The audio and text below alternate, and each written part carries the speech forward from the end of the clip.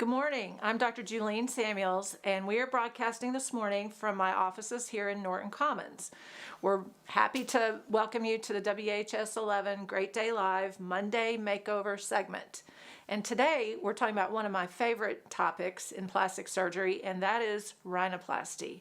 So we have our patient Kevin, who has joined us this morning to talk about cosmetic and functional rhinoplasty. And before we get started, I wanted to just tell our viewers that rhinoplasty is one of the most common procedures that we do in plastic surgery. And many times we're doing the rhinoplasty, of course, for cosmetic change, but also sometimes for a functional improvement in the patient's nose. So I'm going to introduce Kevin and ask Kevin, so what made you decide that you wanted to look into rhinoplasty, surgery of the nose, and coming to see me? So I wanted to change the physical appearance of my nose. I didn't like that I had a little bump on it. And then also I wanted to change my breathing because I did have a deviated septum. So I kind of wanted to help with that. So that's really common, both functional and cosmetic change.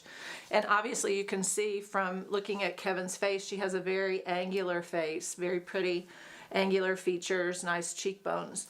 So one of the things that I wanted to share with our viewers are how do we decide what are the changes that we're going to try to create in the nose.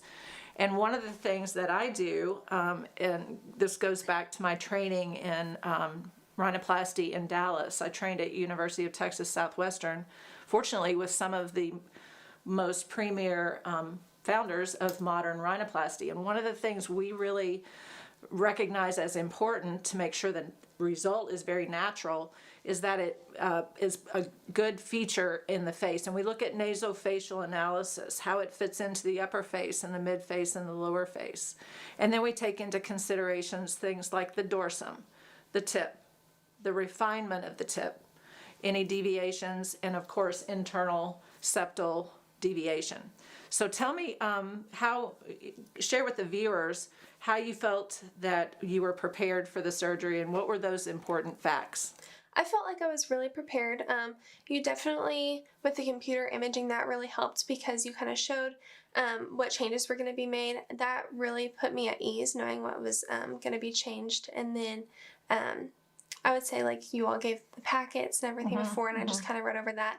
I felt like I was extremely prepared.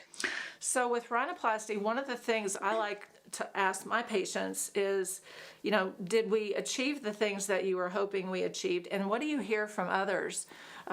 Plastic surgeons like to talk among ourselves about good plastic surgery not looking too different or that there not be telltale signs of surgery and that it fits the facial features and enhances facial features. What do you think? I would say that it is definitely better than I expected. I think it was probably one of the best things I've ever done. I love that I still look like myself. I don't look like a completely different person. You still kept the same features and everything. I just love that. So has anybody noticed anything? Is this something that you told other people about, or did you keep it kind of private? I did tell a few people, people that I'm very close to. But I think people have noticed a difference, but they just can't really tell what it is. But that's great because that means I still look like myself, but just a little better.